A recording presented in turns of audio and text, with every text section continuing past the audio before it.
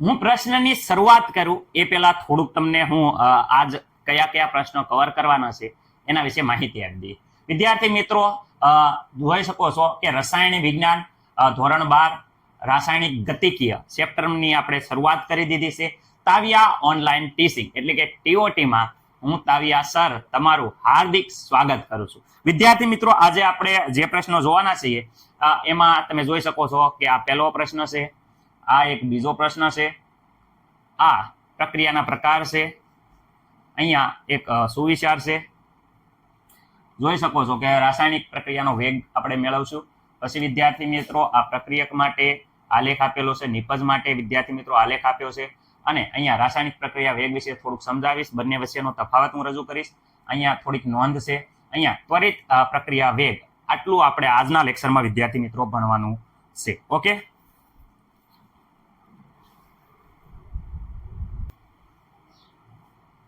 વિદ્યાર્થી મિત્રો, આ આપણે પાઠની શરૂઆત કરીએ તો પહેલા તમને ખબર હશે કે આ જે પ્રશ્નો આવે છે 1, 2 અને આ 3 પ્રશ્નો એ વિદ્યાર્થી મિત્રો આપણે લાસ્ટમાં જોશું, કારણ કે થોડુંક અત્યારે જે ઇમ્પોર્ટન્ટ છે એ જોશું. રેડી? કારણ કે આ પ્રસ્તાવના છે. પ્રસ્તાવના વિદ્યાર્થી મિત્રો એટલી બધી પરીક્ષામાં પૂછાતી નથી, એટલે આપણે લાસ્ટની જે 15 મિનિટ છે એમાં આ પ્રસ્તાવનાના પ્રશ્નો જોઈ લઈશું. રેડી વિદ્યાર્થી મિત્રો? પહેલા આપણે અહીંયાથી શરૂઆત કરીએ છીએ. રેડી? શરૂઆત કરતા પહેલા આપણે યુદ્ધ હોય કે પરીક્ષા હોય, આપણે જીતવાની સંભાવના 1% પણ હોય, રેડી, સંભાવના 1% પણ હોય તો મહેનત કરવાની. રેડી વિદ્યાર્થી મિત્રો? હાર માનવાની નહીં. ચલો હવે શરૂઆત કરીએ. ઓકે વિદ્યાર્થી મિત્રો, હવે આપણે જોઈએ છે રાસાયણિક પ્રક્રિયાનો વેગ. કોને કહેવાય રાસાયણિક પ્રક્રિયાનો વેગ? જરા વ્યવસ્થિત રીતે અહીંયા વ્યાખ્યા આપેલી છે. વ્યાખ્યા ગોખવાની નથી, હું સમજાવું છું. વ્યવસ્થિત રીતે જુઓ.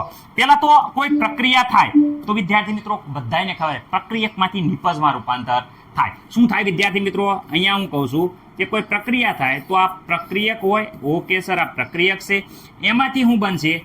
નિપજ. તો જ પ્રક્રિયા થઈ કહેવાય. ઓકે, પ્રક્રિયકને અંગ્રેજીમાં રિએજન્ટ કહેવાય એટલે આર આપણે કહીશું. નિપજને વિદ્યાર્થી મિત્રો પી કહેવાય એટલે પ્રોડક્ટ કહેવાય એટલે વિદ્યાર્થી મિત્રો પી લખશું. ઓકે, ક્યારે થાય? સમય ઉપર આધાર રાખે. ઓકે સર, સમય લખી દો. માનો કે હજી આપણે પ્રક્રિયા શરૂ નથી કરી, t=0 સમય, પ્રક્રિયા શરૂ જ નથી કરી, ત્યારે બધો વિદ્યાર્થી મિત્રો પ્રક્રિયક હશે. એનો મતલબ એમ થાય કે નિપજ હજી બની, આમાંથી 100% પ્રક્રિયક હશે. નિપજ એટલે વિદ્યાર્થી મિત્રો નિપજ હજી બની નથી. ઓકે સર, એ તો અમને ખબર છે. એનો મતલબ કે જ્યારે પ્રક્રિયા શરૂ ના થઈ હોય, t=0 સમય હોય, 100% પ્રક્રિયક હોય, નિપજ 0% હોય છે. Okay, t=10 minute. 10 મિનિટ પછીની વાત કરીએ તો અહીંયા વિદ્યાર્થી મિત્રો પ્રક્રિયકમાંથી નિપજ બનવાનું શરૂ થાય છે. તમે જોઈ શકો છો નિપજ બની, આ બની. હજી t વિદ્યાર્થી મિત્રો 20 મિનિટની વાત કરીએ તો અહીંયા તમે ધ્યાનથી જુઓ કે વિદ્યાર્થી મિત્રો શું થાય છે? તો અહીંયા પ્રક્રિયક અડધી નિપજમાં રૂપાંતર થઈ ગઈ છે. t વિદ્યાર્થી મિત્રો 30 મિનિટની વાત કરીએ તો અહીંયા તમે જોઈ શકો છો કે મોસ્ટલી પ્રક્રિયા પૂર્ણ થવા આવી છે, એટલે વિદ્યાર્થી મિત્રો 75% નિપજ આપણને મળી ગઈ છે. t વિદ્યાર્થી મિત્રો 40 મિનિટની વાત કરે તો અહીંયા તમે જોઈ શકો છો કે અહીંયા 0% પ્રક્રિયક વધ્યા છે, પ્રક્રિયક હાવ પૂર્ણ થઈ ગયો છે, અને અહીંયા 100% વિદ્યાર્થી મિત્રો આપણને નિપજ મળી છે. તો વિદ્યાર્થી એમ કહેશે કે સર 100% કોઈ દી નિપજ મળતી નથી. સાચી વાત છે. નિપજ હંમેશા વિદ્યાર્થી મિત્રો 99.99% વધુ મળે. એનાથી 100% ક્યારે પણ નિપજ મળતી નથી. આ સમજવા માટે છે. ઓકે, આપણે વાત કરીએ અહીંયા ધ્યાનથી જોજો. આ પ્રક્રિયા દરમિયાન પ્રક્રિયકની સાંદ્રતા જો 100 થી 75, 50, 25, 0. એનો મતલબ કે વિદ્યાર્થી મિત્રો પ્રક્રિયક છે એની સાંદ્રતા વિદ્યાર્થી મિત્રો શું થઈ જાય છે? ઘટે છે. શું થઈ જાય છે? ઘટે છે. નિપજની સાંદ્રતા વિદ્યાર્થી મિત્રો જોઈ શકો, નિપજની સાંદ્રતા વિદ્યાર્થી મિત્રો શું થઈ જાય છે? વધે છે. પ્રક્રિયક ઘટે અને નિપજ શું થઈ જાય છે? વધે છે. તો એ જ તે વિદ્યાર્થી મિત્રો જોઈ શકો પ્રક્રિયક અને નિપજની સાંદ્રતામાં ફેરફાર થાય. તો એ તો વ્યાખ્યા છે. એકમ સમયમાં પ્રક્રિયકો અથવા તો નિપજની સાંદ્રતામાં થતા ફેરફારને પ્રક્રિયા વેગ કહેવાય છે. ફરીથી, એકમ સમયમાં પ્રક્રિયકો અને નિપજોની જે સાંદ્રતામાં ફેરફાર થાય એને પ્રક્રિયા વેગ કહેવાય છે. ઓકે, એનો મતલબ એમ થાય કે એક પ્રક્રિયકની સાંદ્રતા દરમાં શું થઈ જાય? ઘટાડાનો વેગ જોઈ શકો છો ઘટે છે, જ્યારે કોઈ પણ એક નિપજની સાંદ્રતામાં વધારાનો વેગ, નિપજની સાંદ્રતા વધે છે. સર થોડુંક ગ્રાફ દ્વારા સમજાવો ને. ચલો ગ્રાફ દ્વારા વ્યવસ્થિત રીતે તમે જુઓ, ગ્રાફ દોરવાનું થાય તો વિદ્યાર્થી મિત્રો ખાસ યાદ રાખજો R0. અરે સર R0 અહીંયા કીધું, શું કામ R0 કીધું? તો વિદ્યાર્થી મિત્રો અહીંયા વાત કરે t=0 સમયે જે સાંદ્રતા હોય કોની? પ્રક્રિયકની, એને R0 કહેવાય છે. કોને R0 કહેવાય? t=0 સમયે, 0 એટલે જે પ્રક્રિયા શરૂ નથી થઈ ત્યારે સાંદ્રતા 100% હોય. આ દાખલામાં ખૂબ ઉપયોગી છે. જ્યારે હું R0 બરાબર 100% લખીશ ત્યારે એનો મતલબ એમ થાય છે પ્રક્રિયા શરૂ નથી થઈ. 100% વિદ્યાર્થી મિત્રો શું છે કે ભાઈ અહીંયા પ્રક્રિયક છે, નિપજ બની નથી. ઓકે સર, અમને ખબર પડી ગઈ. પછી શું કહેવાય? એક આ વસ્તુ યાદ રાખજો, અત્યારે હારવાર સમજાવી જ દઉં કે વિદ્યાર્થી મિત્રો અહીંયા અમુક સમય પછી માનો કે t અર્ધાયુષ્ય સમય, કેટલા? અર્ધાયુષ્ય એટલે અડધો સમય થાય. અડધો સમય થાય ત્યારે જોઈ શકો છો કે જે શરૂઆતની પ્રક્રિયા નિપજ હતી, રેડી, શરૂઆતમાં જે પ્રક્રિયક હતી એમાંથી 100% હતી. અડધા સમયે વિદ્યાર્થી મિત્રો અડધી પ્રક્રિયા પૂરી થઈ ગઈ હોય એને અર્ધાયુષ્ય સમય કહેવાય. એટલે 100 ના અડધા એટલે કે R0 ના અડધા વિદ્યાર્થી મિત્રો અહીંયા 50 જોઈ શકો છો મળે છે. એટલે કે વિદ્યાર્થી મિત્રો અર્ધાયુષ્ય સમયે શરૂઆતની પ્રક્રિયકની સાંદ્રતા અડધી થઈ જાય છે. એટલે R0 બરાબર લખી શકાય, અર્ધાયુષ્ય સમય વિદ્યાર્થી મિત્રો એને કહી શકાય. ઓકે સર, તો એનો મતલબ એમ થાય કે 100 થી 0 એટલે વિદ્યાર્થીની શરૂઆતમાં બહુ વધારે હોય, ઉપરથી લેવાનું, અને ધીરે ધીરે શું થઈ જાય છે કે ભાઈ ધીરે ધીરે અહીંયા શું થઈ જાય છે? ઘટાડો થાય છે. ઓકે સર, નિપજમાં તો નિપજમાં જો હાવ 0 હતી તો 0 થી શરૂઆત કરવાની. નિપજની સાંદ્રતા 0 હતી, ધીરે ધીરે વધે છે એટલે વિદ્યાર્થી મિત્રો 100 સુધી પહોંચે છે, પછી વધારો બંધ થઈ જાય છે. ઓકે, એનો મતલબ કે વિદ્યાર્થી મિત્રો આ R છે એ જોઈ શકો છો અહીંયા R શું થઈ જાય છે? ઘટે છે. જો 100 તો એમાંથી 0 પૂરી ગયો. હા સર, અને નિપજની સાંદ્રતા તો વિદ્યાર્થી મિત્રો જોઈ શકો છો કે નિપજની સાંદ્રતા અહીં જુઓ સાંદ્રતા. ઓકે સર, નિપજની સાંદ્રતા, નિપજને વિદ્યાર્થી મિત્રો પ્રોડક્ટ કહેવાય P, એ વિદ્યાર્થી મિત્રો વધે. ઓકે સર, તો અહીંયા પ્રક્રિયકની સાંદ્રતા અહીંયા લખી નાખો ને. હા તો વાંધો નહીં, લખી નાખો પ્રક્રિયકની સાંદ્રતા શું થઈ જાય છે વિદ્યાર્થી મિત્રો? પ્રક્રિયકની સાંદ્રતા R કહેવાય છે.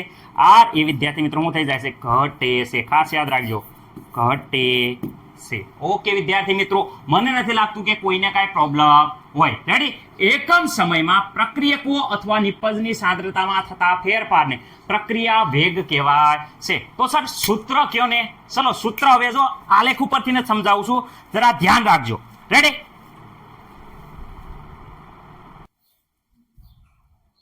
વિદ્યાર્થી મિત્રો ખાસ ધ્યાન રાખજો, કારણ કે આ વસ્તુ બહુ ઇમ્પોર્ટન્ટ છે. આના ઉપરથી દાખલા આવે છે. ઓકે, જો વાત કરે છે કે આપણે R અને P ની એક પ્રક્રિયા આપી છે, એ માટે આપણે પ્રક્રિયા વેગનું જે સમીકરણ છે એ મેળવવાનું છે. પ્રક્રિયા વેગનું સમીકરણ, પ્રક્રિયા વેગની સમીકરણની વાત કરે તો વિદ્યાર્થી મિત્રો અહીંયા ખાસ ધ્યાન રાખજો, અસલ કદની પ્રણાલી છે એમાં વિદ્યાર્થી મિત્રો 1 મોલ પ્રક્રિયકમાંથી 1 મોલ નિપજ બને છે, પ્રક્રિયા થાય છે. તો અહીંયા પ્રક્રિયા આપણે લખી દીધી છે, R માંથી P બને છે. હવે ખાસ યાદ રાખજો, T1 સમયે, ખાસ યાદ રાખો, T1 સમય હતો ત્યારે જે પ્રક્રિયકની સાંદ્રતા હતી, જે જથ્થો હતો એ વિદ્યાર્થી મિત્રો કેટલો હતો? R1 હતો. T2 સમયની વાત કરે, T2 સમયે પ્રક્રિયકની જે સાંદ્રતા હતી એ R2 જેટલી હતી. તો વિદ્યાર્થી મિત્રો સમયમાં થતો ફેરફાર ડેલ્ટા T સમયે, રેડી, પ્રક્રિયકની સાંદ્રતામાં થતો ઘટાડો કેટલો હશે? કે ભાઈ પ્રક્રિયક થાય ત્યારે આપણે કીધું હતું કે શરૂઆતમાં 100 હોય, હળવે હળવે એનો જથ્થો 100% માંથી હળવે હળવે ઘટે, રેડી, અને નિપજ બને. એટલે પ્રક્રિયકની સાંદ્રતામાં થતો ઘટાડો ડેલ્ટા R કહીશું. ડેલ્ટા T બરાબર તો તમને ખબર છે કે વધુ સમય T2 માંથી T1 બાદ થાય. ડેલ્ટા T બરાબર T2 માંથી T1 બાદ થાય. એવી રીતે અહીંયા R2 માંથી R1 બાદ થશે. રેડી? ઓકે, મને નથી લાગતું કે કોઈને કાંઈ પ્રોબ્લેમ હોય. તો વિદ્યાર્થી મિત્રો પ્રક્રિયક R ની સાંદ્રતામાં વિદ્યાર્થી મિત્રો ઘટાડાનો વેગ ગોતવાનો છે. એટલે વિદ્યાર્થી મિત્રો આપણે પ્રક્રિયા વેગ ગોતવાનો છે. તો પ્રક્રિયા વેગ બરાબર તો દરેક વિદ્યાર્થી મિત્રોને ખબર છે કે R ની સાંદ્રતામાં થતો ઘટાડો શું છે? R ની સાંદ્રતામાં થતો ઘટાડો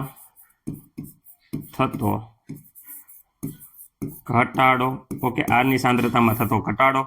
ઓકે, અને એવી જ રીતે વિદ્યાર્થી મિત્રો આગળ વાત કરે કે એ માટે લીધેલો સમય,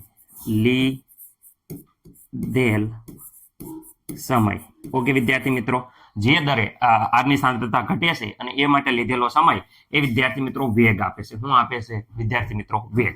ઓકે, તો અહીંયા આપણે સામાન્ય રીતે લખી શકાય કે પ્રક્રિયા વેગ બરાબર તો આવું આવ્યું, પ્રક્રિયા વેગ. રેડી? પ્રક્રિયા વેગ આર ની સાંદ્રતામાં થતો ઘટાડો, જેને વિદ્યાર્થી મિત્રો શું કહેવાય છે?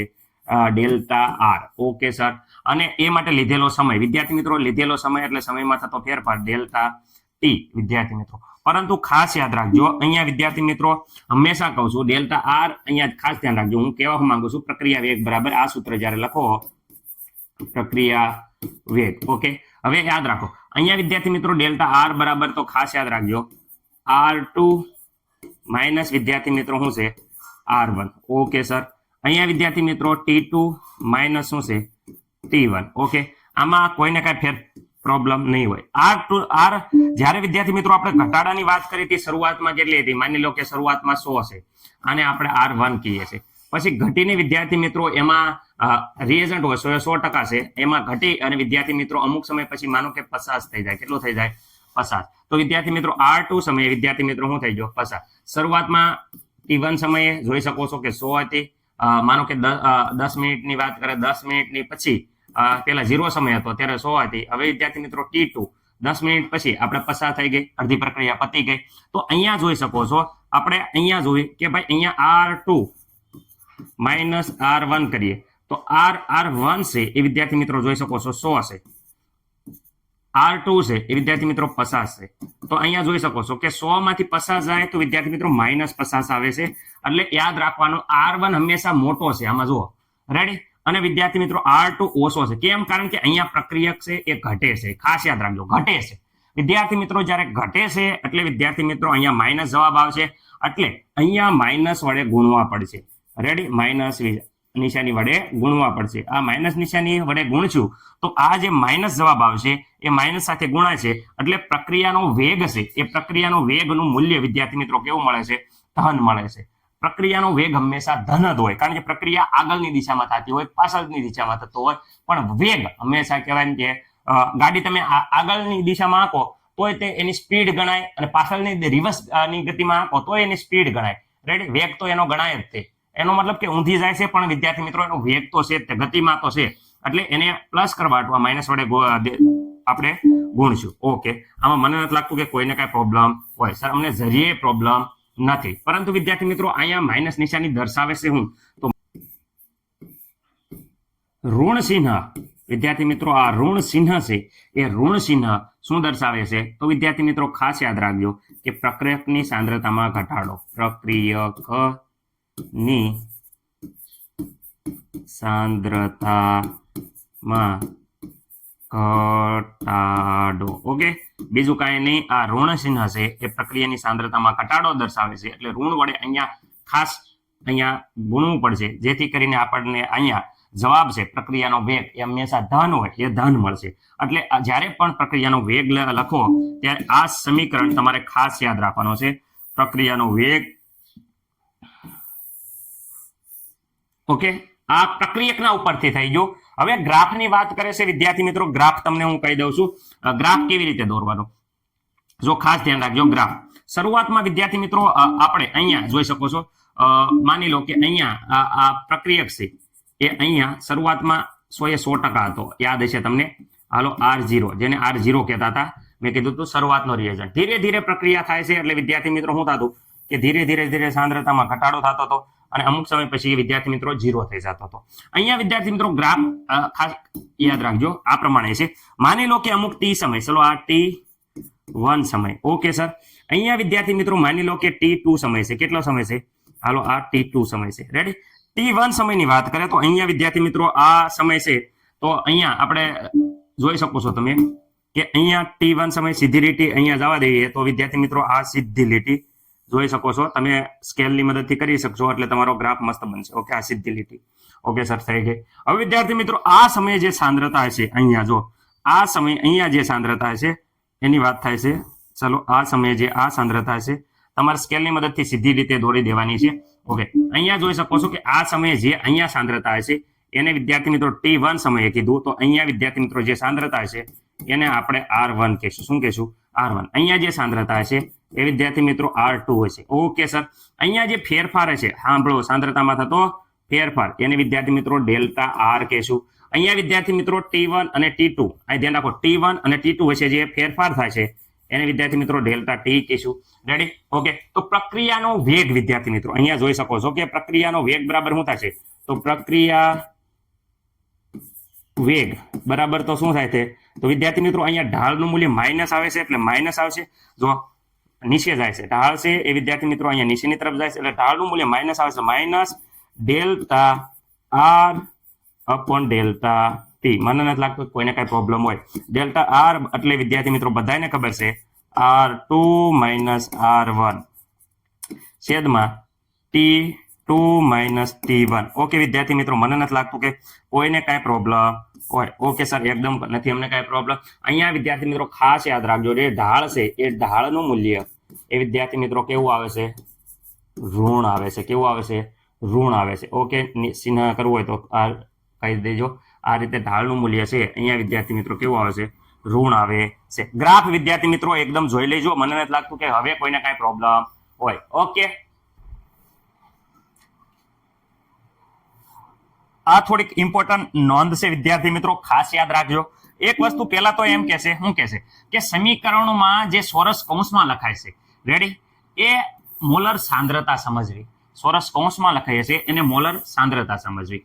અને બીજી વસ્તુ કે R એ ઋણ રાશિ છે, ડેલ્ટા R એ ઋણ રાશિ છે, જેથી તેને -1 વડે ગુણવાથી પ્રક્રિયાનો વેગ છે એ ધન રાશિ બને છે. આ વસ્તુ ભૂલવાની નથી. ડેલ્ટા R છે એ ઋણ રાશિ છે, જેને -1 વડે ગુણવાથી વિદ્યાર્થી મિત્રો પ્રક્રિયાનો વેગ એ ધન મળે છે. એ વસ્તુ ખાસ યાદ રાખવાની. અહીંયા ડેલ્ટા R ઋણ છે કારણ કે પ્રક્રિયાની સાંદ્રતા ઘટતી જાય છે, તેના કારણે વિદ્યાર્થી મિત્રો ઋણ છે. આ 3 નોંધ છે એ ખાસ તમારે યાદ રાખવાની છે. ઓકે,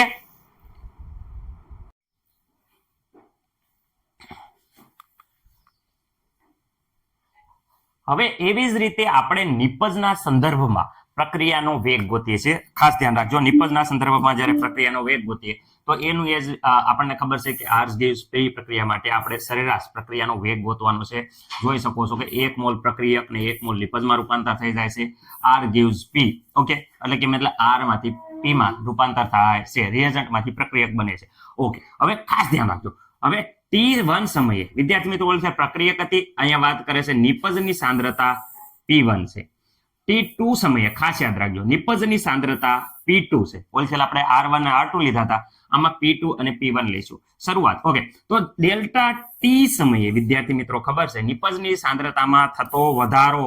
જો ઓલે આપણે અહીંયા ઘટાડો હતો અને નિપજ ધીરે ધીરે સમય જશે એમ નિપજ પ્રક્રિયા થઈને વધશે, એટલે નિપજમાં થતો વધારો વિદ્યાર્થી મિત્રો ડેલ્ટા P જેટલો છે. તો વિદ્યાર્થી મિત્રો અહીંયા નિપજના વધારાનો દર એટલે કે વિદ્યાર્થી મિત્રો નિપજના વધારાનો દર અથવા તો આપણે એમ પણ કહી શકીએ કે P ના સંદર્ભમાં પ્રક્રિયા વેગ. ઓકે વિદ્યાર્થી મિત્રો કેટલો થશે એ આપણે અહીંયા જોવાનો છે. ઓકે, ચલો પ્રક્રિયા વેગ. તો વિદ્યાર્થી મિત્રો અહીંયા આપણે લખવાનો છે P ની સાંદ્રતામાં થતો વધારો, સાંદ્રતામાં વધારો. ઓકે સર, P ની સાંદ્રતામાં વધારો અને એ માટે લીધેલ સમય એને શું કહેવાય છે વિદ્યાર્થી મિત્રો?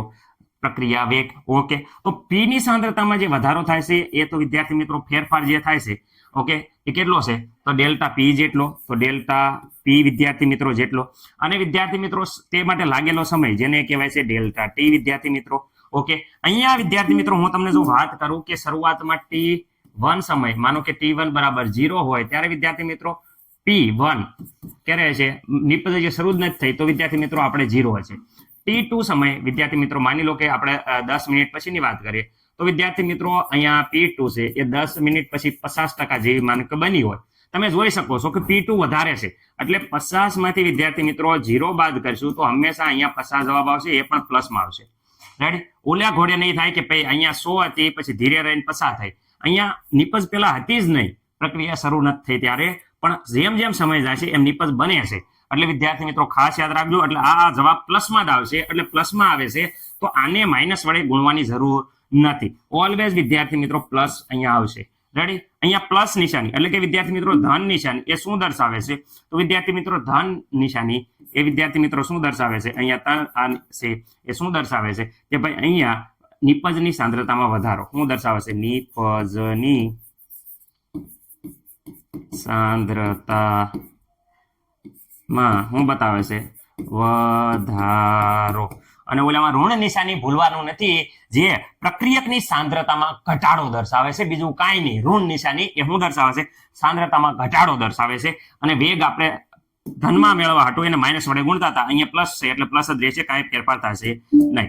ઓકે વિદ્યાર્થી મિત્રો, તો અહીંયા તમે પ્લસ લખો કે ન લખો કાંઈ ફેરફાર ન પડે. રેડી? ઓકે, મને નથી લાગતું કોઈને. ઓકે, ડેલ્ટા પી બરાબર તો બધાને ખબર છે કે P2. ઓકે, P2 માઇનસ વિદ્યાર્થી મિત્રો P1. Okay sir, delta T બરાબર બધાને ખબર છે T2 માઇનસ T1. જોઈ શકો છો અહીંયા જે આપ્યું છે એ જ વિદ્યાર્થી મિત્રો મેં કિંમત મૂકી છે, જોઈ શકો છો. ઓકે સર, અમને ખબર પડી ગઈ છે. આ વિદ્યાર્થી મિત્રો થઈ ગયો. શું થઈ ગયો? આ પ્રક્રિયા વેગ કોના સંદર્ભમાં? પ્રોડક્ટના સંદર્ભમાં. આ પ્રક્રિયા વેગ કોના સંદર્ભમાં? સર ગુજરાતી બોલો. નિપજના સંદર્ભમાં. બસ રેડી? ઓકે, તો આ પ્રક્રિયા વેગ જોઈ શકો છો તમે વિદ્યાર્થી મિત્રો. આ મને નથી લાગતું કે કોઈ પણ વિદ્યાર્થી મિત્રોને કાંઈ પ્રોબ્લેમ હોય નહીં સર. એકદમ આ અહીંયા એક આવ્યું હતું, એક આગળ આવ્યું હતું. એના આ સૂત્રનો ઉપયોગ વિદ્યાર્થી મિત્રો આપણે હમણાં દાખલામાં કરશું. એટલે આ સૂત્ર ભૂલવાનું નથી. ગ્રાફ વિદ્યાર્થી મિત્રો જોઈ શકો છો. પહેલા 0 હતો, 0 માંથી વધી ગયો. Okay ready? વધ્યો. અને વિદ્યાર્થી મિત્રો T1 સમયે P1, T2 સમયે P2. ઓકે, અહીંયા વિદ્યાર્થી મિત્રો જે અહીંયા આખો ગ્રાફ આવે છે એના ઉપરથી વિદ્યાર્થી મિત્રો કહી શકાય કે અહીંયા જોઈ શકો છો આખું સૂત્ર ડેલ્ટા P બરાબર delta T P2 minus PT. Okay, મને નથી લાગતું કે કોઈને પણ ગ્રાફમાં હવે પ્રોબ્લેમ હોય. સર અમને તોય તે ગ્રાફ સમજાવી દો ને. થોડોક સમય જાય છે એટલે ચલો હાલો સમજાવી જ દેવી. ગ્રાફ જોઈ લીજો, હવે સમજાવી દો. ભલે સમય થોડોક બગડતો પણ તમારે ક્લિયર થઈ જાય.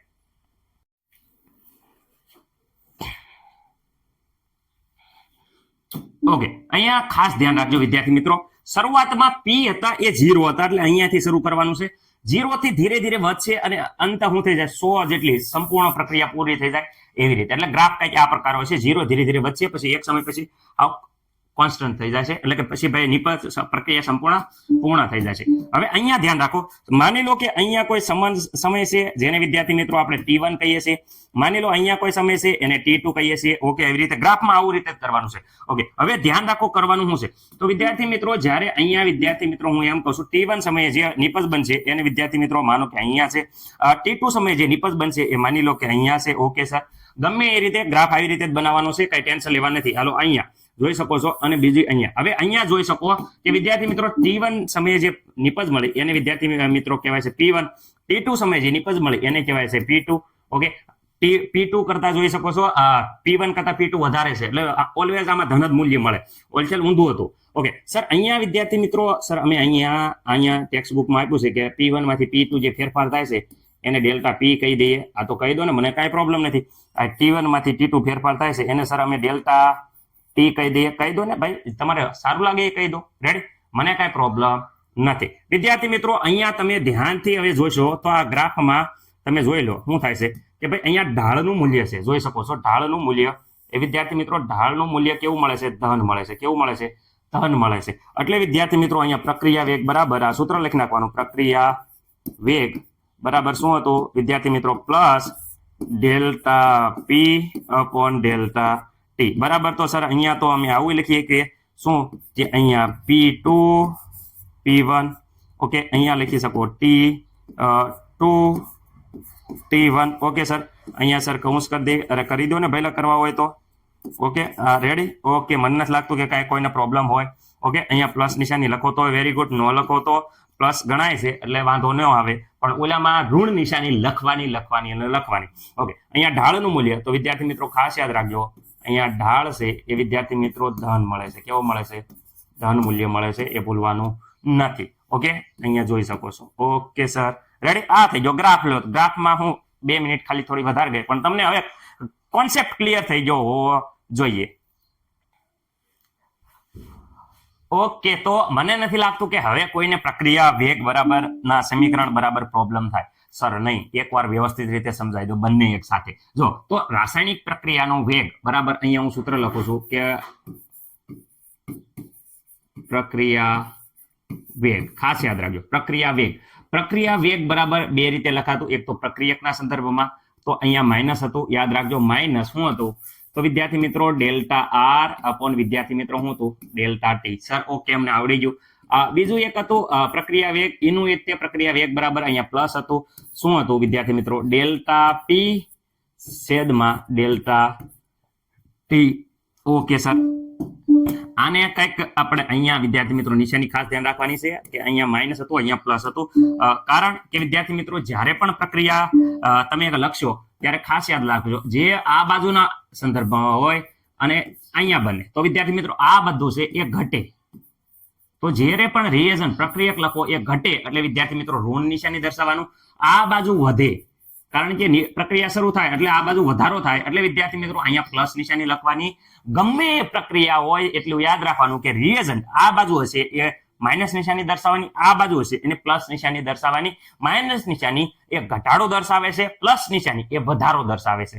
રેડી પ્રક્રિયા દરમિયાન. ચલો અમને સર આવડી ગયું. હવે વિદ્યાર્થી મિત્રો અહીંયા ખાસ ધ્યાન રાખજો, આપણને બધાને ખબર છે કે અહીંયા શું થતું. તો વિદ્યાર્થી મિત્રો અહીંયા માઇનસ રેડી અને વિદ્યાર્થી મિત્રો અહીંયા શું આવશે વ્યવસ્થિત રીતે અહીંયા જોવા જવી તો અહીંયા પ્લસ આવશે. ઓકે સર ચલો તો અહીંયા ડેલ્ટા આર બરાબર તો અમને ખબર છે કે પહેલા સૌ પ્રથમ શું હતું R2. ઓકે સર માઇનસ શું હતું વિદ્યાર્થી મિત્રો R1. ઓકે મને નથી લાગતું કે કોઈને કઈ પ્રોબ્લેમ હોય નહીં સર. અહીંયા તો વિદ્યાર્થી મિત્રો T2 minus T1. Okay sir એવી જ રીતે અહીંયા આપણે લખતા તો વિદ્યાર્થી મિત્રો અહીંયા શું આવતું તો બધાને ખબર છે કે સૌ પ્રથમ પહેલા તો P2. ઓકે સર માઇનસ શું લખતા P1. ઓકે સર અને અપોનમાં અહીંયા લખતા T2 માઇનસ T1. આ થઈ ગયો શું થઈ ગયો સર પ્રક્રિયા વેગ. જે સમીકરણ આ લખ્યું એ દાખલામાં પ્રક્રિયા વેગ. વિદ્યાર્થી મિત્રો આ પ્રક્રિયા વેગનું સૂત્ર આ જ તે હમણાં દાખલામાં ઉપયોગ કરશું. એટલે ઉદાહરણનો દાખલો આવે કે ગમે એ દાખલો આવે ત્યારે વિદ્યાર્થી મિત્રો આ પ્રકારના MCQમાં પણ ઘણું પૂછાઈ જાય છે. તો વિદ્યાર્થી મિત્રો આ પ્રક્રિયા વેગ ખાસ યાદ રાખવાનું.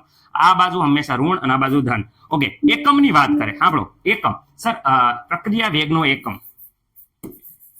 પ્રક્રિયા વેગનો એકમ પ્રક્રિયા વેગ એકમ. ઓકે પ્રક્રિયા વેગનો એકમ અથવા પ્રક્રિયા વેગ એકમ. ઓકે શું હોય તો વિદ્યાર્થી મિત્રો અહીંયા જોઈ શકો છો ગમે એ વિચાર લો. અહીંયા વિદ્યાર્થી મિત્રો અહીંયા જોઈ શકો છો R અને અહીંયા લખીએ છીએ હું T. અહીંયા વિદ્યાર્થી મિત્રો અથવા આ લખવી તો અહીંયા P લખીએ છીએ અને અહીંયા લખીએ છીએ T. આ પ્લસ હોય કે આ માઇનસ હોય બરોબર. ઓકે પણ સર અહીંયા જે આપણે P લેશું અથવા તો વિદ્યાર્થી મિત્રો પ્રક્રિયક લઈએ, હાલો એક ગમે એકના સંદર્ભમાં લઈએ. અહીંયા પ્રક્રિયક લઈએ તો પ્રક્રિયક શેમાં લઈએ તો વિદ્યાર્થી મિત્રો આપણે એમ કહેતા હતા R ની સાંદ્રતામાં ઘટાડો તો અહીંયા કહેવાય સાંદ્રતા. શું કહેવાય સાંદ્રતા.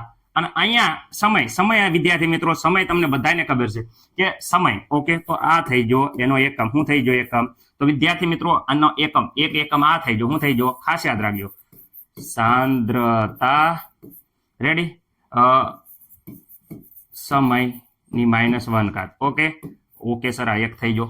પણ સાંદ્રતા શેમાં લેતા તો સાંદ્રતા વિદ્યાર્થી મિત્રો જ્યારે એકમ આપણે જોયો તો સાંદ્રતા તો સાંદ્રતા આપણે લખતા મોલ પ્રતિ લીટર. શું લખતા મોલ પ્રતિ લીટર. ઓકે અને અહીંયા વિદ્યાર્થી સમય વિદ્યાર્થી મિત્રો સેકન્ડ. ઓકે સમય સેકન્ડમાં લેતા તો આપણો અહીંયા જે એકમ છે એ કંઈક આ પ્રમાણે થાય છે. ખાસ યાદ રાખજો વિદ્યાર્થી મિત્રો. પેલા અહીંયા આવશે મોલ. Okay sir mall. અહીંયા પ્રતિ લીટર. રેડી આ સમય ઉપર જશે તો સેકન્ડ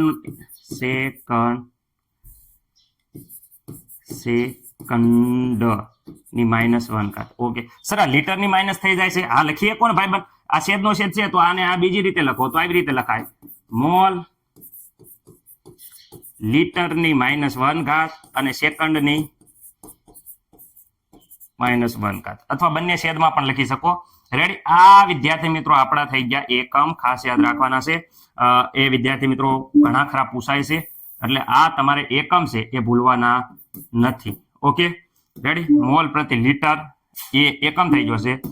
તમારે આ એકમ છે એ વિદ્યાર્થી મિત્રો ભૂલવાના નથી. એકમ.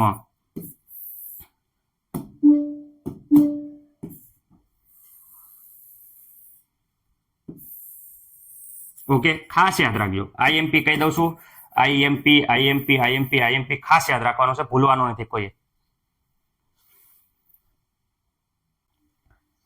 જોઈ શકો છો તમે કે અહીંયા બંનેનો તફાવત આપ્યો છે. પ્રક્રિયકના સંદર્ભમાં પ્રક્રિયા વેગ અને નિપજના સંદર્ભમાં પ્રક્રિયા વેગ.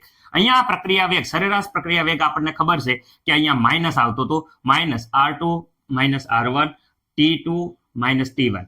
આના આખા delta R minus delta T, અહીંયા માઇનસ નિશાની છે એ ખાસ યાદ રાખવાનું છે.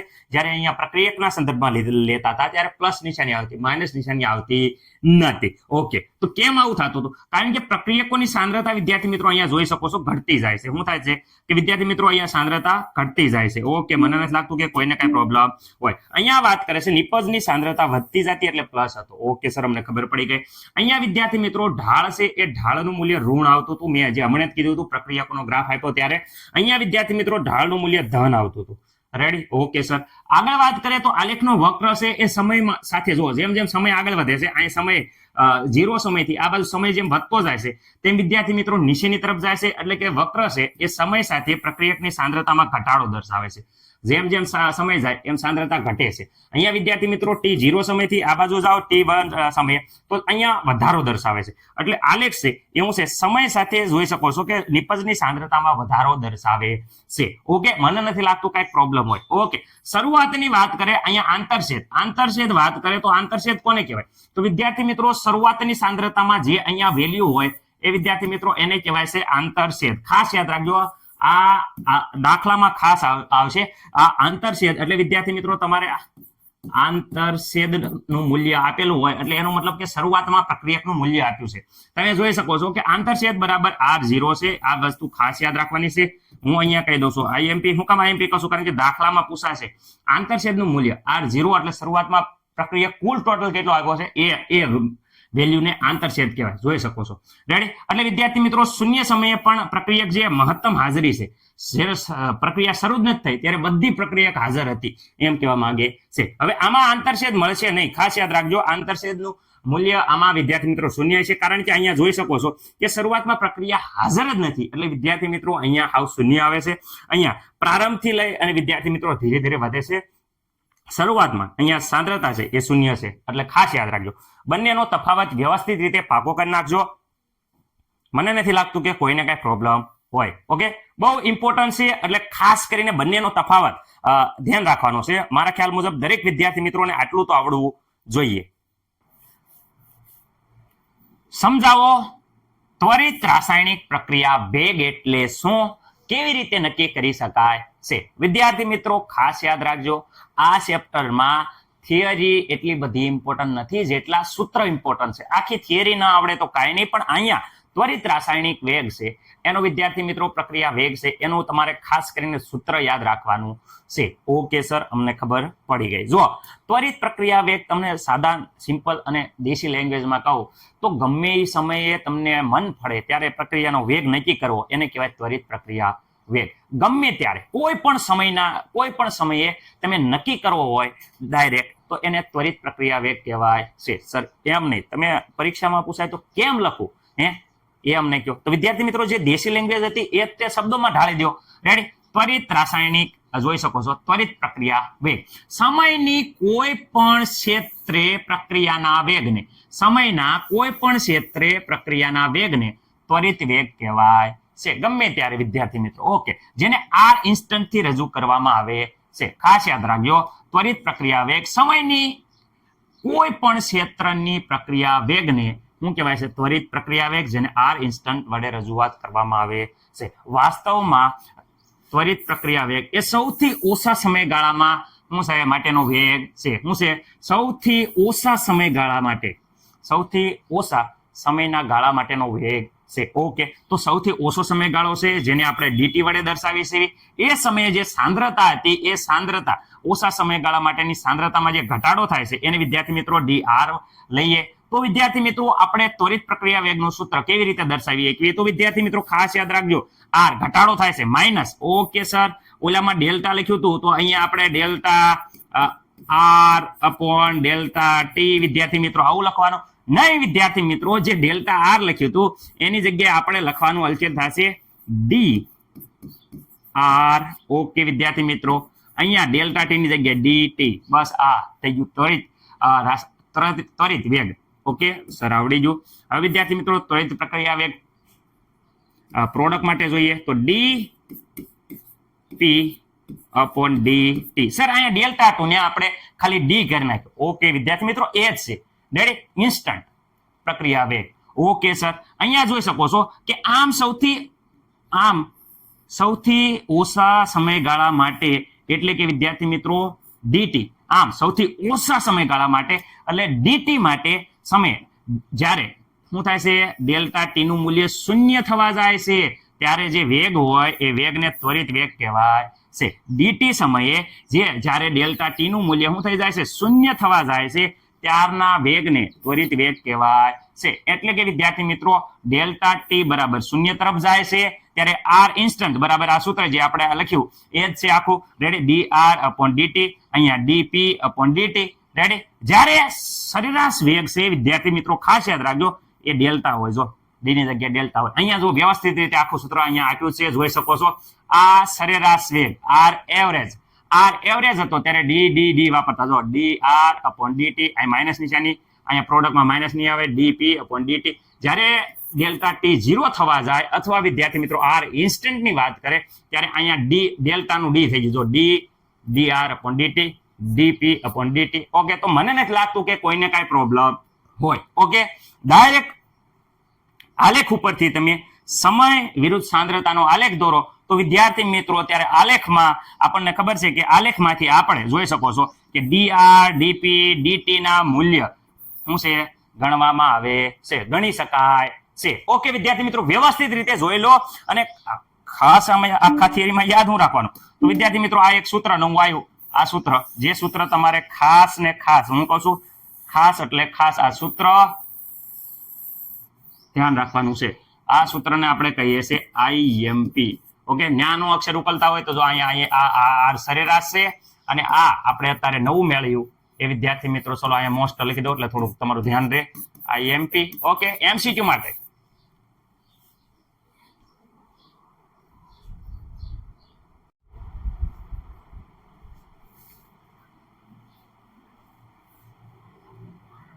ઓકે વિદ્યાર્થી મિત્રો, સૌ પ્રથમ આપણા પાઠનું નામ છે કે વિદ્યાર્થી મિત્રો રાસાયણિક કે ગતિકીય એટલે શું. પાઠના નામ ઉપરથી તો રાસાયણિક ગતિકીય એટલે શું અને એમ કે છે કે રાસાયણિક ગતિકીય અને ઉષ્માગતિશાસ્ત્ર વિશે શું સંબંધ છે અને શું માહિતી મળે. તો વિદ્યાર્થી મિત્રો ખાસ યાદ રાખજો, ઉષ્માગતિશાસ્ત્ર છે એ આપણને દર્શાવે છે કે રાસાયણિક પ્રક્રિયા થશે કે નહીં, એ ઉષ્માગતિશાસ્ત્ર ઉપર આધાર રાખે છે. જો રાસાયણિક પ્રક્રિયા થાય તો કયા વેગથી થશે, ક્યારે પૂર્ણ થશે, એ બધી માહિતી વિદ્યાર્થી મિત્રો રાસાયણિક ગતિકીય આપે છે. ઓકે, ખાસ યાદ રાખજો, એક સિક્કાની બે પહેલું છે.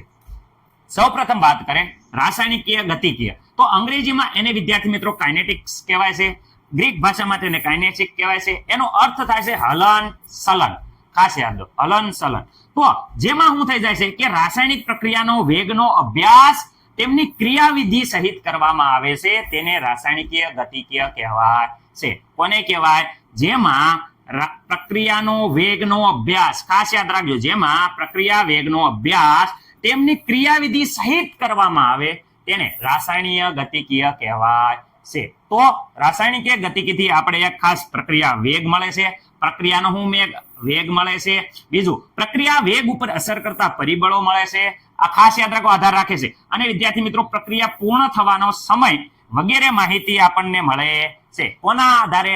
રાસાયણિક ગતિકીના આધારે. તો ઉષ્માગતિશાસ્ત્ર પણ વિદ્યાર્થી મિત્રો બીજી બાજુ છે. ઉષ્માગતિશાસ્ત્ર એ શેની માહિતી આપે છે? તો ઉષ્માગતિશાસ્ત્રથી રાસાયણિક પ્રક્રિયાની વિદ્યાર્થી મિત્રો શક્યતા વિશે માહિતી આપે છે કે રાસાયણિક પ્રક્રિયા થશે કે નહીં, એ કોણ દર્શાવે છે? તો વિદ્યાર્થી મિત્રો ઉષ્માગતિશાસ્ત્ર શું દર્શાવે? રાસાયણિક પ્રક્રિયા થશે કે નહીં. એટલે કે વિદ્યાર્થી મિત્રો રાસાયણિક પ્રક્રિયા થશે કે નહીં એ દર્શાવે છે. બીજું ખાસ યાદ રાખજો, અહીંયા વાત કરીએ ડેલ્ટા જી, જોઈ શકો છો ડેલ્ટા જી નું મૂલ્ય ઋણ હોય. હું ખાસ કહું છું ડેલ્ટા જી અપોન આર વિદ્યાર્થી મૂલ્ય કેવું હોય વિદ્યાર્થી મિત્રો? અહીંયા મૂલ્ય વિદ્યાર્થી મિત્રો ઋણ હોય તો જ પ્રક્રિયા થાય. રેડી, ઋણ હોય તો જ પ્રક્રિયા થાય. એટલે કે વિદ્યાર્થી મિત્રો તો પ્રક્રિયા શક્ય છે, બાકી પ્રક્રિયા થશે નહીં. એ સિવાય વિદ્યાર્થી મિત્રો સંતુલન અચળાંક છે એનું મૂલ્ય ધન હશે, સમતુલન અસળાંક કે છે એનું મૂલ્ય શું હોય?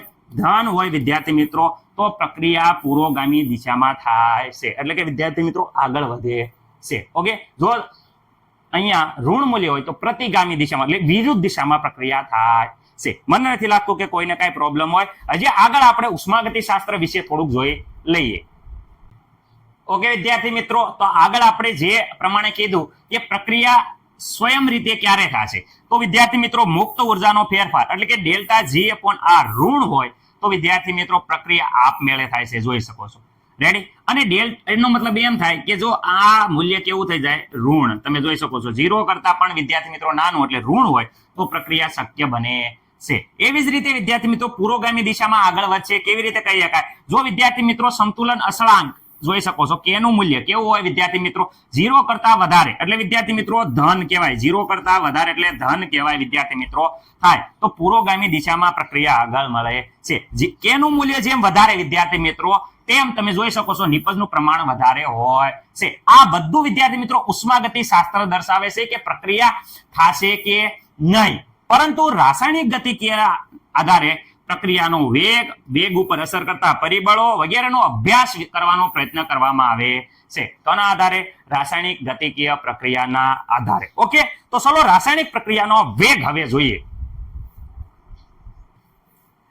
રાસાયણિક પ્રક્રિયાનો વેગ ના આધારે વિદ્યાર્થી મિત્રો પ્રક્રિયાઓનું વર્ગીકરણ ઉદાહરણ સાથે સમજાવો. ખાસ યાદ રાખજો, પહેલા તો એક છે ઝડપી પ્રક્રિયાઓ, ઘણી ધીમી પ્રક્રિયાઓ અને મધ્ય પ્રકારની પ્રક્રિયાઓ. 3 પ્રકારની પ્રક્રિયાઓ છે. પેલી ઘણી ઝડપી એટલે તરત થઈ જાય, રેડી, જેનો પ્રક્રિયા વેગ વિદ્યાર્થી મિત્રો આપણે અત્યારે આ પાઠમાં ગણવાનો નથી. આમાં મધ્યમ પ્રકારની પ્રક્રિયાઓ છે એનો પ્રક્રિયાનો વેગ ગણવાનો છે. ઝડપી પ્રકારની પ્રક્રિયાઓ કોને કહેવાય? તો વિદ્યાર્થી મિત્રો જ્યારે ઘણી ઝડપી હોય, ત્વરિત એટલે ઝડપથી પૂર્ણ થઈ જાય, જેમ કે આપણે કહી શકીએ કે સિલ્વર નાઇટ્રાઇડનું જે દ્રાવણ છે એમાં સોડિયમ ક્લોરાઇડ મીઠાનું ટીપું જ્યારે પાડીએ તે તમે જોઈ શકો તરત થોડા અવક્ષેપ બની જાય છે. જો જેવું સિલ્વર નાઇટ્રાઇડના દ્રાવણમાં રેડી AgNO3 માં વાત કરે છે, જેવું આપણે મીઠાનું ટીપું પાડીએ એટલે જો તરત અવક્ષેપન થઈ જાય છે, તરત અવક્ષેપન થઈ જાય છે એટલે વિદ્યાર્થી મિત્રો AgNO3 પ્લસ જોઈ શકો છો મીઠું એટલે NaCl નું પ્રક્રિયા કરો તો AgCl ના અવક્ષેપ મળે છે ધોળા અને NaNO3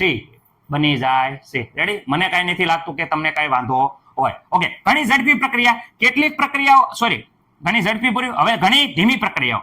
કેટલીક રાસાયણિક પ્રક્રિયાઓ અતિ ધીમી હોય છે એટલે કે વિદ્યાર્થી મિત્રો લાંબા સમયે નિપજમાં પરિવર્તન પામે છે એટલે તેને ધીમી પ્રક્રિયાઓ કહેવાય છે. દાખલા તરીકે વાત કરીએ, હવા ભેજની હાજરીમાં લોખંડને કાટ લાગવાની પ્રક્રિયા ઘણી ધીમી છે. તમે જોઈ શકો છો કે આ ટ્રેન છે, ટ્રેનના ડબ્બાને જે કાટ લાગે છે એ વિદ્યાર્થી મિત્રો ઘણી ધીમી પ્રક્રિયા છે. મધ્યમ પ્રકારની પ્રક્રિયા જેનો પ્રક્રિયા વેગ આપણે આ ચેપ્ટરમાં જોવાનો છે. તો વિદ્યાર્થી મિત્રો અહીંયા જોઈ શકો છો ટાર્સનું જળ વિભાજન, ખાંડનું વ્યુત્ક્રમણ, આ વગેરે પ્રક્રિયાઓ અહીંયા આપેલી છે. એ બધી પ્રક્રિયાઓનો વેગ આપણે આ યુનિટમાં જોવાનો છે. ઓકે, મને નથી લાગતું કે કોઈને કઈ પ્રોબ્લેમ હોય. ઓકે વિદ્યાર્થી મિત્રો, આ 3 પ્રકારની પ્રક્રિયાઓ છે. ઓકે વિદ્યાર્થી મિત્રો, તો આપણે આજના લેક્ચરમાં આટલું રાખીએ છીએ. બાકીનું આપણે આગળ જોઈએ છે. ખાસ કરીને આજના યુનિટમાં જે ઇમ્પોર્ટન્ટ સૂત્ર હતું એ મેં પૂરો પ્રયત્ન કર્યો છે કે તમને ખબર પડે. બાકી થિયરી આ ચેપ્ટરમાં આજના લેક્ચરમાં એટલી બધી ઇમ્પોર્ટન્ટ નથી એટલે એટલું બધું આપણે ભાર દીધો નથી અને ઓછા સમયમાં તમને વધારે મળે એવો પૂરો પ્રયત્ન કર્યો છે. આશા છે કે તમને બધી ખબર પડી હશે. અમુક મિસ્ટેક હોય તો તમારા જે ગુરુજનો છે એની આગળ ખાસ માર્ગદર્શન લઈ લેજો, કારણ કે આપણે ઉતાવળે બહુ પ્રયત્ન કર્યો છે કે ઓછા સમયમાં વધુ આપી શકીએ. ઉતાવળે આંબા ન પાકે પણ તોય એવો પ્રયત્ન કર્યો છે કે તમને મોટા ભાગનું ખબર પડે. રેડી? મળીએ આપણે આવતા લેક્ચરમાં. જય હિન્દ, જય ભારત. રેડી?